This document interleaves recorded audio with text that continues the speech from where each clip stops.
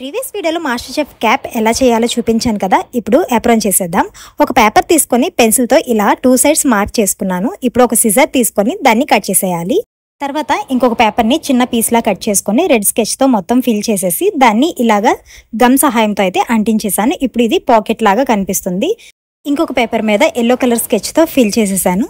వీటి మీద spoons shape ఎలా అయితే ఉంటాయో సో అవైతే డ్రా చేసుకొని సిజర్తో కట్ చేసేసాను.